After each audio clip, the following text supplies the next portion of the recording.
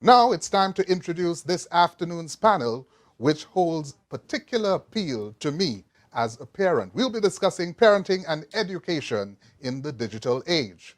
Those of us who would have faced that juggling of work and school from home over the past several months would appreciate that it has not been an easy feat. Moderating this panel is Simone Martins-Hilgen, Vice President of C&W Communications, C&W Flow, Trinidad and Tobago. Mrs. Martins-Hilgen has over 15 years' experience in the telecommunications industry and has worked across the Caribbean, holding senior management positions in Trinidad and Tobago, the Cayman Islands, and the Southern Caribbean. So this is where I turn the screen over to you, Simone, as you make way to welcome your panelists. Simone? Thanks so much, Wendell. What an introduction. And so happy to hear that the conference is going remarkably well, given that we're doing this virtually again. I'm coming to you from my virtual studio in the beautiful Twin Island Republic of Trinidad and Tobago, albeit it's a bit overcast, but still happy to be here. And as you're all aware, this was the location of our last CANTO in person in 2019, which, when we really think about it, seems like an eternity ago. As Wendell indicated, this afternoon's topic really and truly is one that is gaining a lot of attention and prominence. I know personally, like Wendell, as a mother of two young boys, it's one that interests me, intrigues me, and at the same time can be quite frustrating at times. I think we all acknowledge in the past 18 months, we've seen a seismic shift in our daily routines. I mean, we've traded up our hour-long commutes for walking within the confines of our homes. We've traded up social interactions. You know, our biggest events tend to be either going to Massey for groceries or the pharmacy to pick up, those drugs that we need. We've traded public displays of affection, which as Caribbean people, it's definitely intrinsic as to who we are. And now we have to watch our distance, wash our hands. We're almost obsessive now when it comes to practicing good personal hygiene. And if you're anything like me, let's not forget trading up adult conversation to navigate and negotiate with toddlers who either want more screen time or ones who are looking to understand why it's not a good idea to have chocolate for breakfast. But as with any adversity, there's opportunity. And I think this is one of the platforms that we as a people can just demonstrate our ability to not only have some perspective, but to also quickly pivot. And within that, turn this big test into our testament in terms of showing how truly resilient we can be as a human race. And it's with this in mind, again, that today's topic is one, as I mentioned, gaining really a lot of attention across the globe.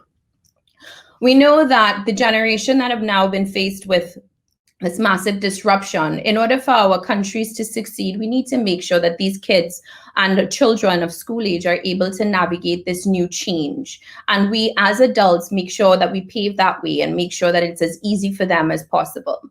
Now, my virtual studio, I'm pleased to invite a very diverse crowd, and I'll start to get underway with those introductions. It is my esteemed pleasure to introduce the Dr. Honorable Nyan Gatsby Dolly, Minister of Education with the Government of Trinidad and Tobago. Dr. Gatsby she holds a bachelor degree in analytical chemistry, postgraduate diploma in educational technology, and a PhD in organic chemistry. Minister Dolly served as an educator for 11 years, starting off at the St. Francois Girls College from 2004 to 2009, then moving to tertiary level as a senior lecturer at COSTAT for 6 years, where she obtained her certification as an online lecturer. Following her years at COSTAT, Minister Dolly was elected Member of Parliament for St. Anne's East in 2015 and served as Minister of Community Development, Culture and the Arts in the government of the Republic of Trinidad and Tobago for 2015 until 2020. Balance is important, and Dr. Gatsby knows this. And as a member of the acclaimed Lydian Singers, she's an avid reader and researcher with a lively interest in history. And as a mother of 3 teenagers, she's passionate about youth motivation, development and success. And Minister Dolly, having been re-elected as MP for St. Anne's East, now serves, as I indicated earlier, as our Minister of Education for the Republic of Trinidad and Tobago.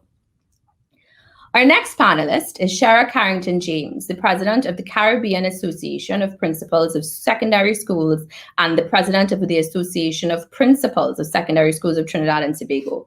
She holds a bachelor honors degree in analytical chemistry and a master's degree in educational leadership and innovation. She's been an educator for the past 33 years, having held several positions at most levels of the secondary school system, and is now the newly appointed principal of the Goodwood Secondary School. Rounding out our panel is Dominic Boone, Vice President of Talent and Organizational Development at Liberty Latin America. Dom, as he's affectionately called in his current role, leads all things talent and development, including talent acquisition, leadership training, and learning across Liberty Latin America. With 20 years' experience in HR and development roles as both a consultant and senior leader, Dom's experience includes a previous period at Cable and Wireless, as well as time spent at Orange, Deloitte, Virgin Active, and Virgin Media. He is passionate about people, culture, customer experience, and people analytics. Dom graduated from the University of Warwick in the UK and is fluent in English and Spanish. Panelists, bienvenidos and welcome. And thank you for taking the time to be part of this discussion. Jumping right in. I recently read a report on the impact of COVID-19 and the lockdown and mental health of children and adolescents. The author said, COVID-19 pandemic and lockdown has brought about a sense of fear and anxiety around the globe. This phenomenon has led to short-term as well as long-term psychosocial and mental health implications for children and adolescents. The quality and magnitude of impact on minors is determined by several factors, like their developmental age, education status, pre-existing mental health conditions, and being economically underprivileged or being quarantined for the fear of infection or being infected themselves. Minister, I'd like to start with you. From a policy perspective, have you been involved with or have led any mitigating strategies in Trinidad in the context of this reality? Hi, good afternoon to my esteemed panelists. Mrs. Carrington, James, we bounce again. It's a day like that. It's a day like that. Yes, certainly the vulnerable, the most at risk, these have really been the students that have occupied the most attention, not simply for the Ministry of Education in Trinidad and Tobago, but I believe globally.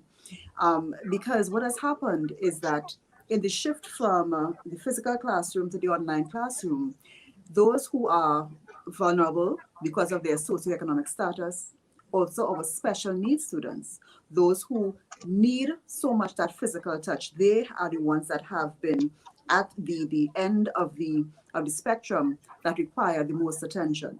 So, for example, we would have early in the game given devices of the Ministry of Education to our special needs students, some of them to try to mitigate those in the special schools, to try to mitigate the learning loss, because we know that many of them would not have been able to have the devices. So we would have done that and reached out to them.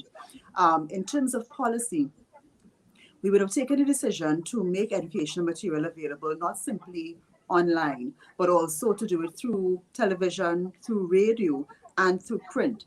And what that opened up was the possibility of those who may not have been online to be able to still access some educational material, not at all implying that this is a perfect substitute for the teacher in the classroom or even for the best replacement that we can give, which is the online. However, it afforded them a chance of at least having something to work with while the Ministry of Education worked to get them the devices, get them the connectivity that they so needed to be able to come on. I want to also highlight one of the other vulnerable categories would have been students who have access to internet, have access to devices, yet still not able to make that transition easily. And those children must not be forgotten or left out. And a lot of those children would have benefited from the student support services and the counseling that was able to happen online. So we did train the school social workers to reach out to them so that we could make that change a little easier, because the point is that this was a difficult transition. This was not easy for anyone. And so being able to do that, I think, would have helped that vulnerable set. Also for the teachers, the administrators, the EAP, when we reached out to them at the ministry level, they indicated quite a rise in the number of teachers accessing their services because, again, the change is also difficult on the teacher end, on the administrator end. And even within the ministry, I can tell you that these social workers and guidance counselors that are used for our schools, they were also instrumental in guiding some of our ministry staff, because even at the ministry level, at the policymaker and implementer level, the change was difficult to navigate. So the vulnerable populations really opened up across the spectrum, not just students and not just because of their socioeconomic status, but all throughout the spectrum. All the education stakeholders would have required that kind of support. And even through teacher training, we were able to offer some support to parents to assist them, because of course they stepped into a role that nobody would have prepared them for in such a large magnitude as a parent. I'm sure all of us would have experienced that. So it's been challenging to reach out to all the vulnerable groups. Not been perfect, but these are the types of policy decisions we have taken thus far to attempt to bridge that gap, and certainly there are more in the planning. Excellent. And I think you've raised a lot of really, really profound points there. And it comes back to, again, perspective and pivoting. As you acknowledge, there are ones who have access to the connectivity and ones who don't. And the perspective is not only those of the children, but also the instructors themselves. And with that in mind, I'll go to Shara. Shara, I'd like your perspective. What, if anything, has your association done to specifically address the unique concerns of your direct constituents?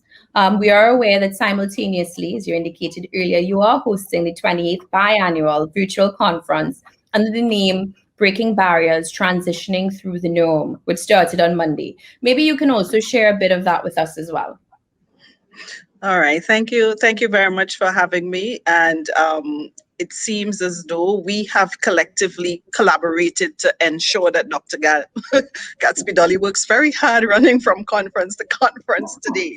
And I'm discovering that she also is an analytical chemist. Well, look at that. I discovered that in terms of your bio. So the thought processes are there.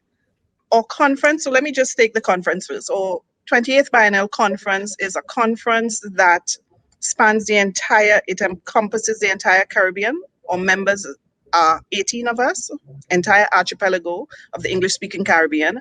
And this is an opportunity every 2 years for us to get together and dialogue face-to-face in the past about issues that are pertinent to the principalship, the vice principalship, education across the region. We have, over the years, 66 years we've been at this, so this is our 28th biennial, spent time interrogating issues relevant to student engagement, the assessment process, exams, the policies that are enacted in our schools, interactions with our ministries, interactions with our parents. So we span the whole gamut. This year, of course, because of COVID-19, we're forced to transition into a virtual modality. And that has been in itself, I love Nelson Mandela, and I'll keep using him all the time because he says that we never lose. We either win or we learn. And trust me, those of us who jumped into this and decided that we were actually going to build a 3D customized platform for this conference this year, learned. Let me just put it that way, we learned. So the magnitude of what we undertook in terms of actually building out an amphitheater and selecting the carpet and the color of the tiles and putting the flowers and the plants and all of that, selecting the avatar was indeed, for those of us who are not very techie, a tremendous learning experience. So we continue the rest of the week. We would have had Minister Dolly this morning. We had her in the opening ceremony as well, bringing greetings and the feature remarks as well at that ceremony, declaring the conference open. We have Her Excellency closing in the end as we have a gala ceremony and all of that. So we are in that mode for 5 days. And I'm glad to be here just to talk a little bit about what we're doing as an association. All right, so how did we treat with the issue of the pandemic as an association? We looked at the whole child, and there's a little African proverb that says they don't greet each other hello, good morning. When they see each other, they say, how are the children?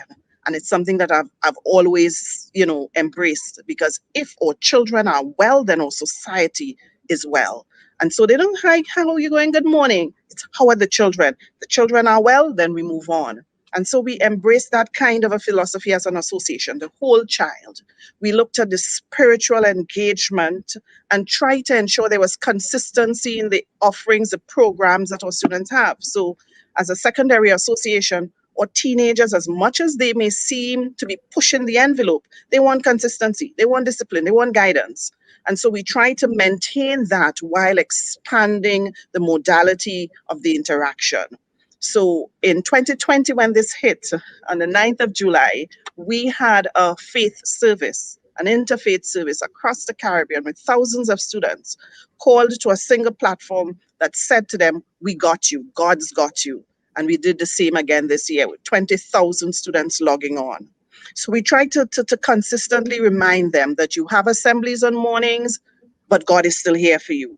Physically, we try to ensure as well that the physical education programs that we had in our schools. So as an association, we got back together and we say, hey, look, still come on and let them videotape, let them show the football skills, tape it, send it in to you, critique it, feedback, form and structure. And we did that with every dimension, the physical, the spiritual, the emotional support was there, and we would have partnered with the ministry in ensuring that our student support services were integral to what we were doing, and that is across the region. Some of my colleagues, if you hear them talk, it's really about ensuring consistency, expanding the modality in which we interacted. Some of them shared, for example, their phone numbers, because Miss Gatsby Dolly did not quite give us cell phones for you, so we use those. And sometimes teachers before were very caged about sharing their phone numbers, and now they willingly do it because WhatsApp, you have to stay connected with these children. They need a relationship emotionally to know that Miss is there, Sir is there, Mommy can text, what is the assignment? So it's spiritual, it's emotional, it's physical. I know a colleague in Belize, Mr. Longsworth, he went in one direction. Belize is a massive country. He went in one direction physically to find 300 and something students. His VP went in the other direction just to say, your principal is here. Here is a package to continue the work, but the work isn't important. I need to see you and know that you're good and that you're well. And our focus as an association has been more on the whole child. The academics is what it is. When we see them, we'll do our best to catch up and fill the gaps. So we're partnering with CARICOM as well to ensure that that learning, recovery, and enhancement program and all of that I guess they would roll out shortly, the LEAP program would take care of some of the academics. But an emotional scan, a mental scan, a spiritual scan is a difficult thing to recover from. And so we spent a lot of time as an association talking, connecting, communicating. So I'd leave that there for now. And just saying we spent some time doing that. And I love what I hear. I mean, it goes back to that proverb, it takes a village, right? And again, as you said, the focus is not just on the IQ, it's also on the emotional side, the EQ with our kids. And when we look at this present setup, it seems that there are some areas that we may not be entirely present. And it's because of teachers going the extra mile to acknowledge, to say, look, it's this well-rounded development that we need to make sure it's there, that they flex that muscle. And with that, I'll segue into this question on mental health to Dom, because again, it comes up, especially as, the kids are older. We're seeing a lot in the headlines these days. I mean, we saw the American gymnast, Simone Biles, withdraw from the group event. We saw that. The importance of mental health. And I think that's important. And we now start to become a lot more comfortable discussing the impact of COVID on mental health with kids. So with that, I'll go over to Dom. Dom, like I said, it's clear that there's an urgent need to develop interventions and preventative strategies to address the mental health issues of our students. You're a father of two beautiful girls, both preteens, so we know we're going into that territory. How have you maneuvered the maze, that is the internet, and parenting children where it's now gone from, a nice to have to a necessity that they must access it? And are there any specific tips that you would share with working parents like myself who have younger kids, who have kids stuck at home with virtual school? Well, thank you, Simone. A very good afternoon to everyone. It's an honor to be here at CANTO and to be on this panel together with such esteemed panelists. So thank you for having me. Well, the pandemic has been an incredible learning curve for parents. I must admit, I still continue to learn every day. I don't confess to be an expert. But what's interesting is there's no instruction manual or training course you can go on for parenting. You have to learn through your mistakes and through your successes. I think early on in the pandemic, it was so important to explain some of the context to our children. So why is it that things have changed? Why can't children do the things that they could do before?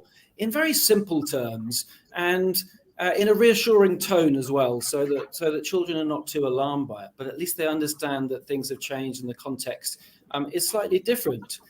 I think then when it comes to virtual schooling, my goodness, that has been a hard experience for those in the educational sector, for children themselves, and for parents too.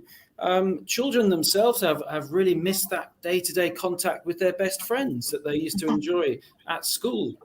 The interaction that they're able to have with their teacher, with their mentor at school is much more difficult. And the schools are learning too at the same time around how to deliver an educational experience virtually. And then there's generally been a lot more parental involvement required. So many of us have had to become experts at maths again, or to understand what the question is really asking in the English comprehension. And that's probably put a bit of strain on the mental health of parents as well. It's not been easy to do that at the same time as trying to juggle work commitments. What I think I did see from my own children and from other children was a need to be in contact with friends after school. So it was no longer possible to go and play out in the park or in the streets with friends anymore. And so children are starting to do this digitally. So games such as Minecraft and Roblox have had incredible surges in popularity in the last 18 months. I see that Roblox has 150 million users worldwide every month. It's just incredible. So my girls wanted to play Roblox. I didn't know what this platform was at all, so I had to do my research. Is it a safe platform? You know, what are the other kids doing? Are they on the same platform? In the end, I joined it myself so I could experience it. And I played it with my youngest daughter, and I went and interacted with other people and saw the types of games that she could play with.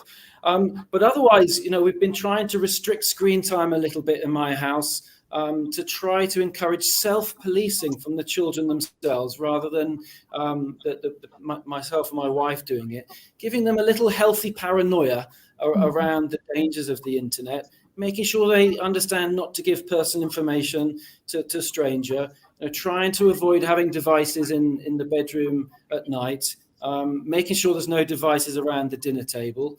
And then, you know, as my girls grow into the teenage years, I'm very concerned about the impact of Facebook, YouTube, Instagram.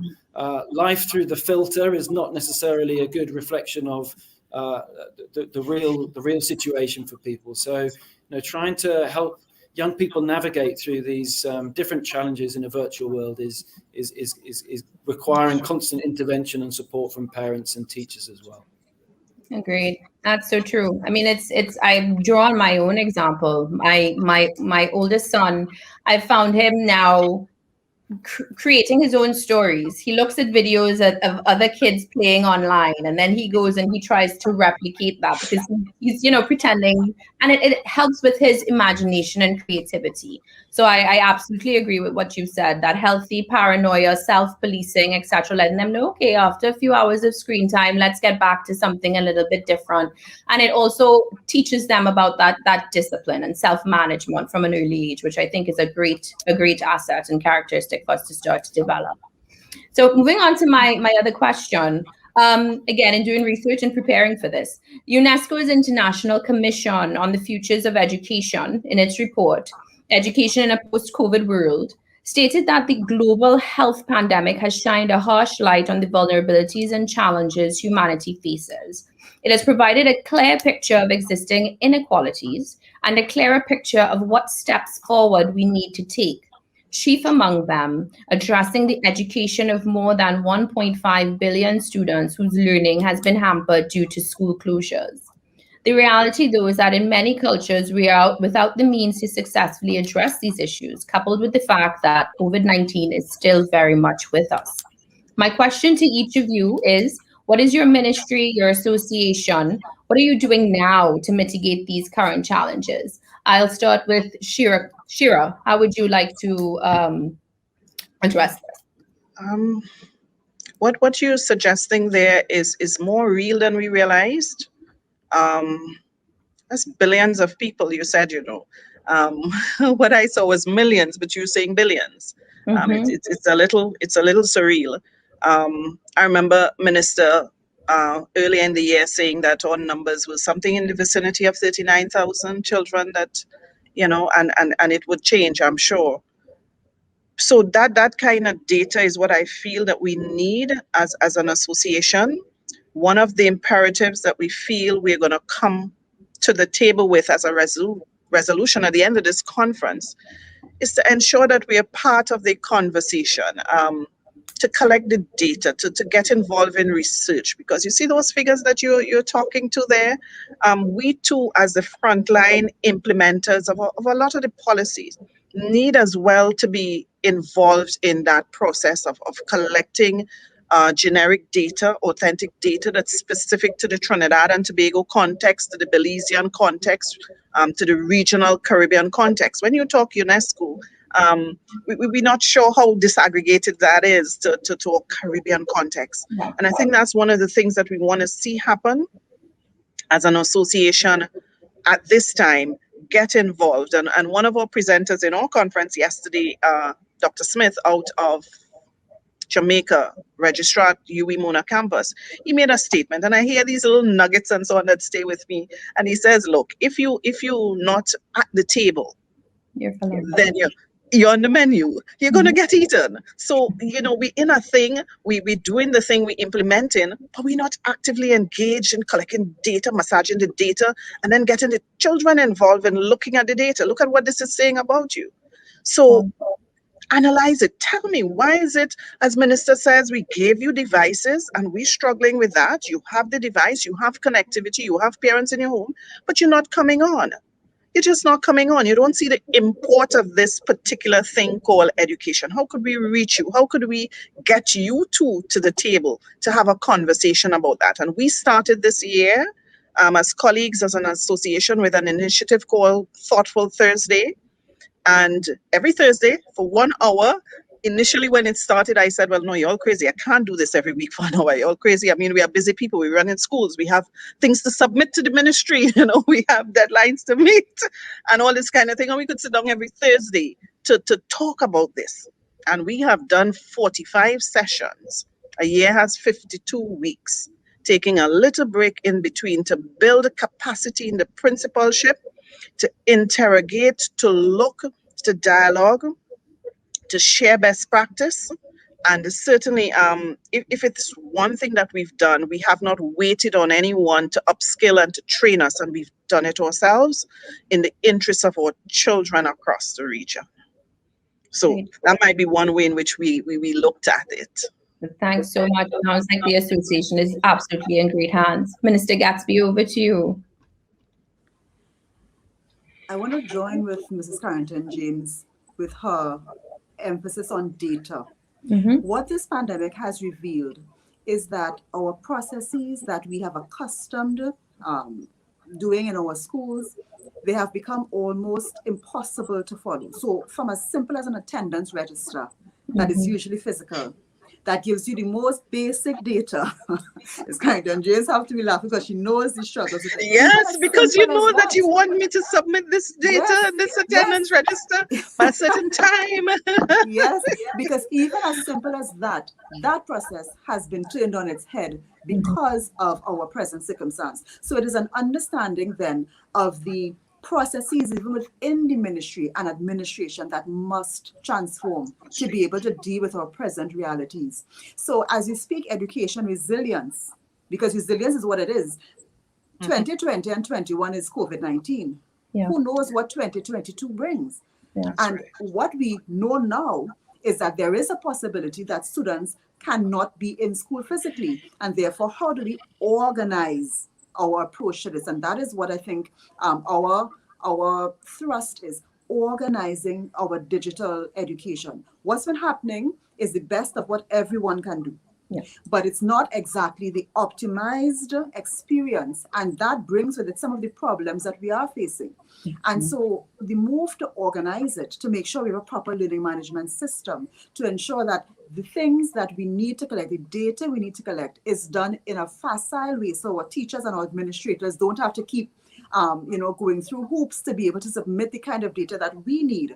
That is what we are really focusing on, because if we can organize the system, then regardless of whether we are face-to-face or we are virtual, we can provide a certain level of education for all our students. And that is really where we want to be. So ensuring that students have devices, that they have connectivity, that's part of it.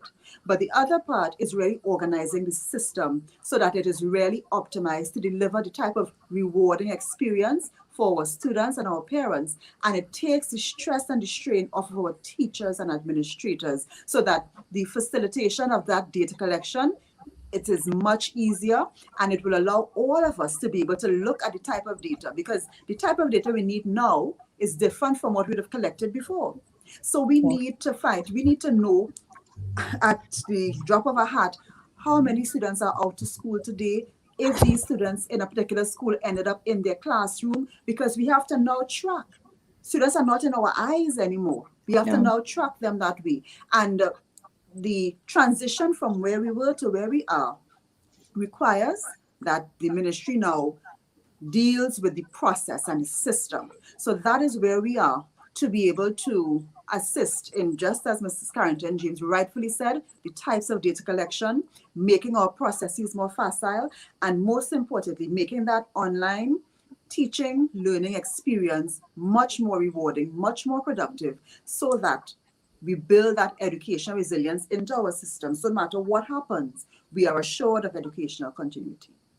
Excellent response. Thanks so much for that. And the data, like you said, it is key. That allows us to assess the size of the problem and evaluate the level of effort that's needed for us to be successful moving forward. Dom, what about you? Thoughts on this? Yes, well, I think the issue of connectivity cannot be understated. So providing connectivity to our school children and also the devices to access the connectivity is going to be absolutely critical. I'm part of the Cable and Wireless Charitable Foundation board, and I'm very proud that when the pandemic first began, we opened up the Flow study platform in collaboration with the One-on-One organization, so that 130,000 Caribbean school children could continue to access educational materials.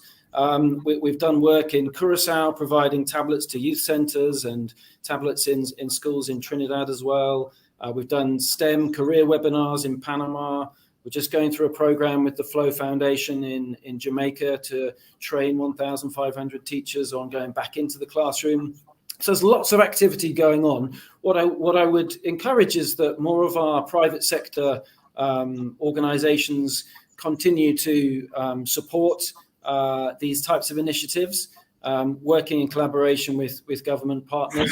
But I think there's a lot more to do. We're talking about a generation of school children who have had 2 years of their education impacted. And, that's going to be really difficult for them to recover unless we all support them. Agreed. And it comes back to our ESG and CSR activities. Yes, as good corporate citizens to lend a hand. We are in the industry that is probably the most relevant at the moment to kind of bridge that gap. I do have a question coming in from our viewing audience. Question to all of you. Do you have any recommendations for parents who are homeschooling a differently abled child? How is the ministry providing support in this regard? Let me take that first. Now, I'm not sure if homeschooling means the child is usually at school but at home now, or if the child is in the homeschooling program. So I'm not sure what the difference is.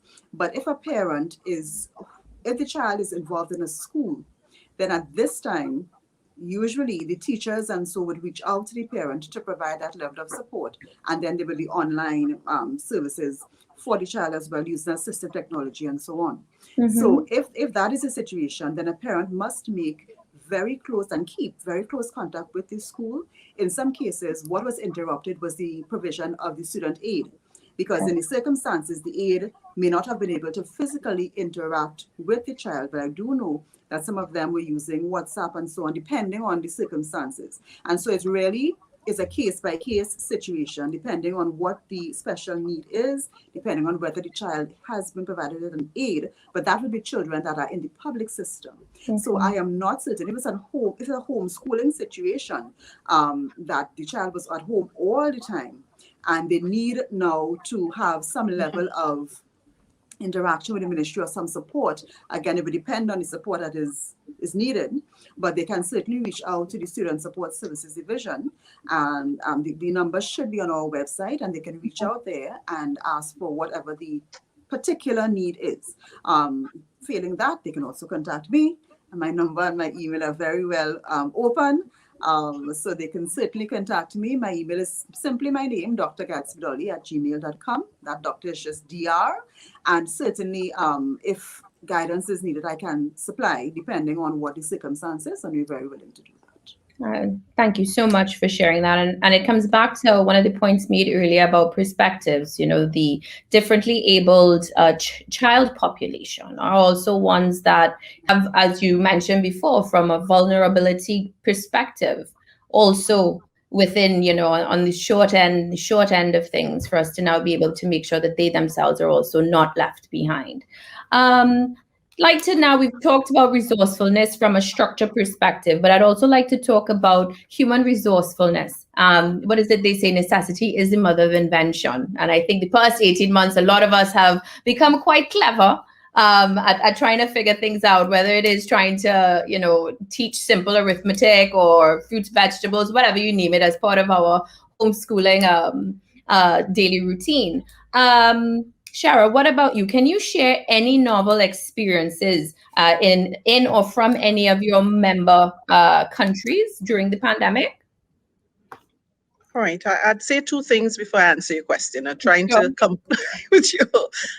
One is I want to commend the minister. I don't know if I'll have an opportunity to do that, because the same kind of relationships that we're talking about and building those, the minister would just give her email and her number and so on, and tell you that you can contact her. That is not something that one may be normally accustomed to of someone that holds an office as the minister does. So I really want to commend her for that. And she knows some of us would reach out to her at all hours of the night and so forth when there's a crisis. And that's something that's unusual and good. And I really want to commend you for that, Honorable Minister. That having been said, as an organization, things that are novel and different at this time, I hesitate because I almost want to say everything.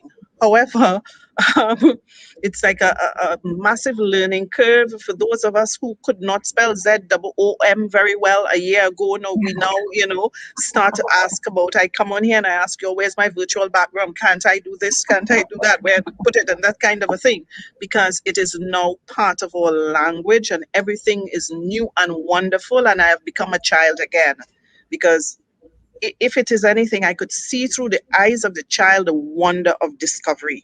Doom mentioned Minecraft. Well, I used to tell my son, get this thing off of my phone. What is this Minecraft thing? Every time I open my phone, it goes to this Minecrafty thing. I can't figure out and find out my own business. Well, guess who, like you, joined Minecraft? Because I now have to say, well, how am I going to occupy? What is this thing that this boy keeps putting on my phone? And in my bio, I told you this is a youth-sustaining child that I have, because he's into every possible drawing software that there is. And so in terms of novel experiences that we have, novel things that we've done, we have, as an association, tried our best to ensure that we help our parents to be parents. I have lived through COVID-19 with a teenager who did exams, And yes, the high stakes CAPE exams at the end in 2020 when we didn't understand what COVID was. And somehow as a parent, I had to balance, and one of our presenters spoke about it, the expectations that I have of this child, of the potential to win scholarships and so on. And she eventually did. And she was the only one in Tobago who did that. And I'm from Tobago, but certainly harness that with the demands on the child. How do you balance the expectation? This is a difficult time, it's a traumatic time, it's an emotional time. And so what we try to do that was novel with all the wonder in the world is to hold our parents together. You made a statement there, um, necessity is the mother of invention, and I'm throwing it back at you. Where are the fathers of invention?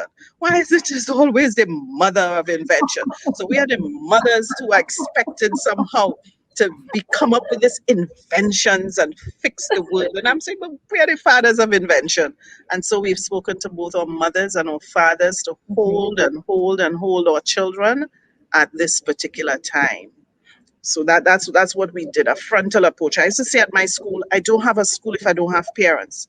And there are parents who used to react to it and say, well, we send the child to you and it is your responsibility somehow to fix this child. And I'm saying, but I can't do it alone. And I don't have a school if I don't have parents. So one of the things I did at my school, for example, is to insist that you don't drop that child there at 11 years old and pick them up with any limousine on graduation day. Just don't come here with any limousine in Form 5. You have to take the journey with the child. You have to come and sit down through the boring PTA meetings. You have to contribute. You have to make sure that you show up here and you take this journey with this child. Otherwise, do not come here in Form 5. And that has been something that has held the parents, because if I don't have parents coming on board, whatever crisis we have, whatever ideas you may see, then I cannot have a school because we cannot do it alone. So I hope that answers your question.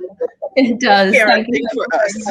Parenting for us, and it's true. A lot of fathers have also had to step up, right? I mean, and it's part of the journey. The mental load has been significant, and the many hands make light work. We need as many people to help us get through this, if not for the benefit of our children. Minister Gatsby, I'd like to come back to you. Now, earlier, we talked about differently abled children. Also, we talked about our CSR and ESG initiatives. I know at Flow, we've donated free internet access to a number of schools, as John would have highlighted earlier. And we are also part of the ministry's Adopt a School program. Can you share some details with our audience about the success of this program and any other, rightfully, if you'd like to? I just want to thank Flow, Cable and Wireless. I really want to thank all of our sponsors and donors. I was minister before for 5 years, so I understand how government works. And when faced with the ministry in August and understanding that we had to go virtual in September, just being real and honest and clear, there's no way that a ministry can quickly procure the devices that were necessary in that space of time. There's just no way. And understanding at that time that our count was at 65,000 students who did not have devices, and understanding the impact of that on our schools, we have about 250,000 students, give or take, in our system. So therefore, understanding that it was necessary at that time, and I felt it necessary, and I felt very strongly about it, that as a nation, it takes a village. Education takes a village. And as a nation, we have to always put to the fore that we need everyone on board. And I'm sure Ms. Carrington James knows that as a principal, your PTA, she says it, without parents, you don't have a school. Without that village of support, you don't have the type of environment that leads to your children really doing the best they can. And so when the call was made, it was made out of an abundance of care for our children and the knowledge that the emergency needed to be addressed quickly. And I really want to thank our donors. I mean, they came out in droves.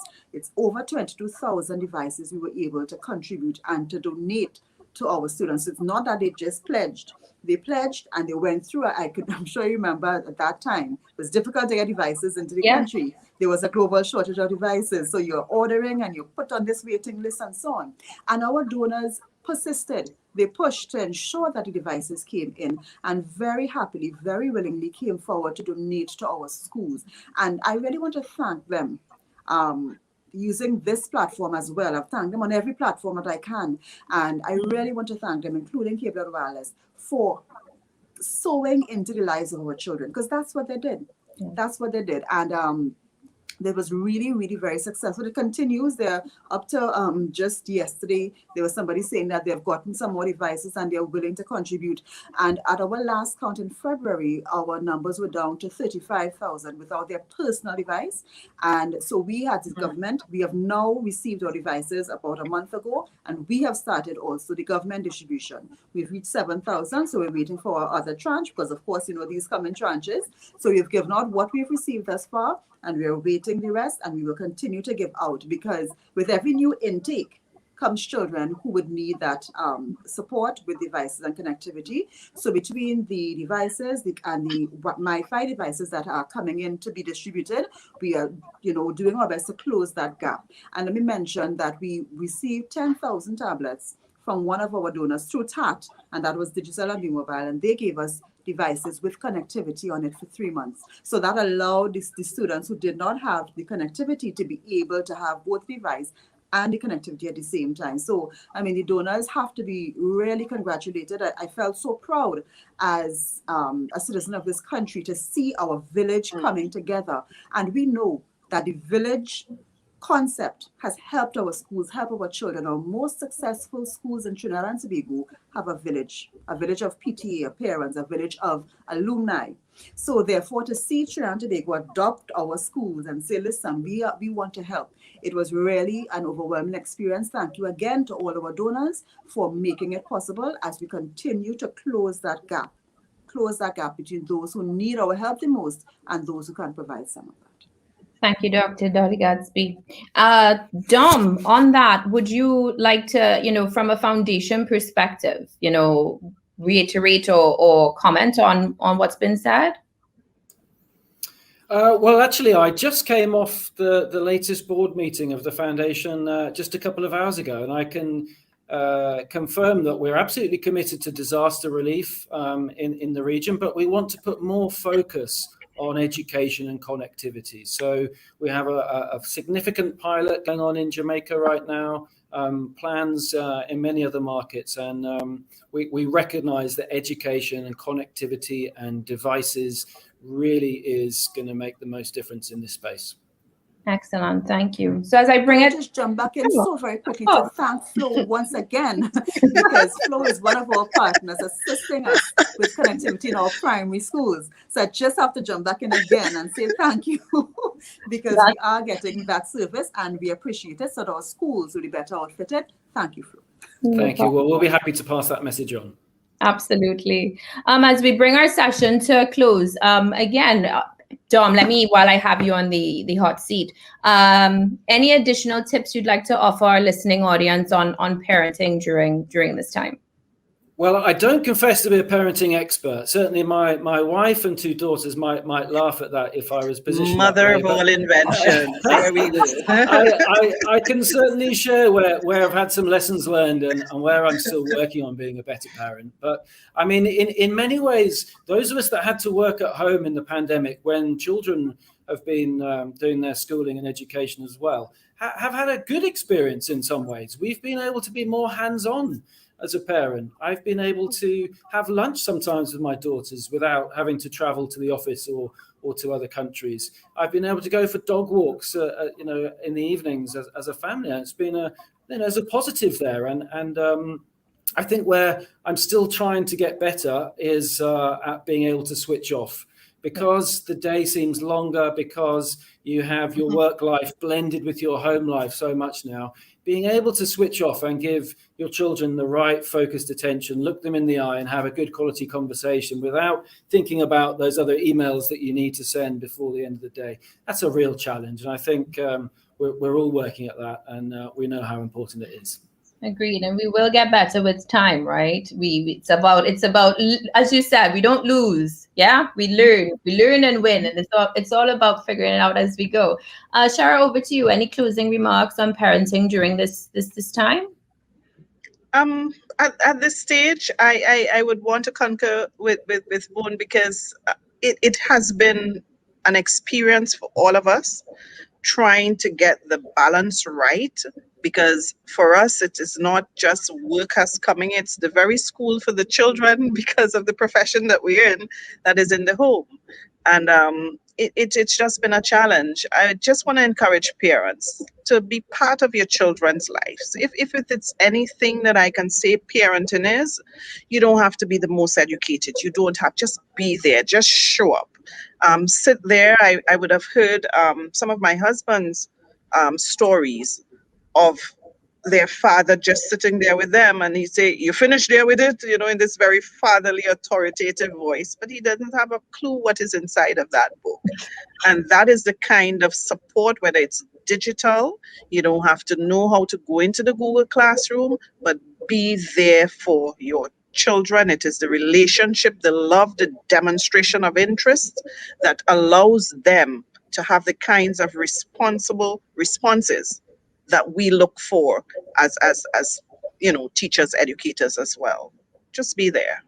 Excellent. Thank you so much for that. And Dr. Gatsby Dolly, I'll give you the closing remarks. Any tips for us? I just want to say two things.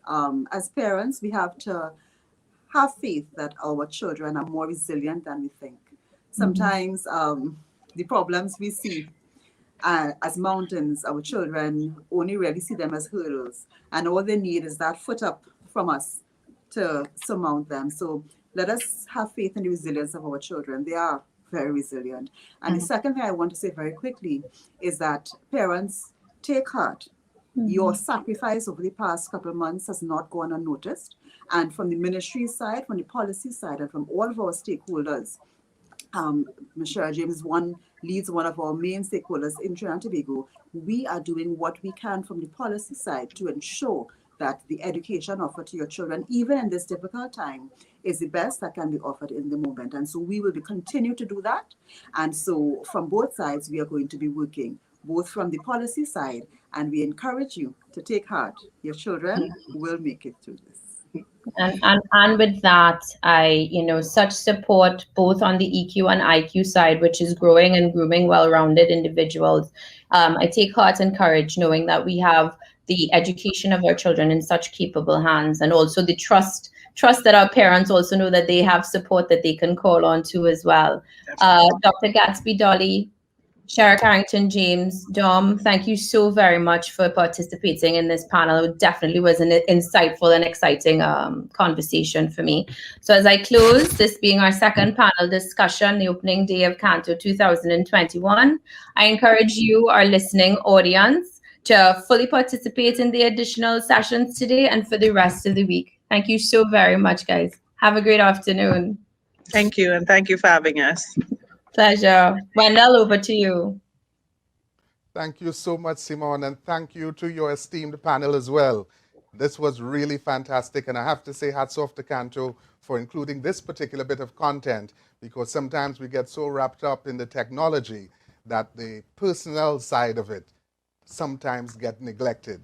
This was certainly substance for all of us. I've learned a couple pointers here or there from you today, and I would certainly be including that into my arsenal as a parent navigating these times.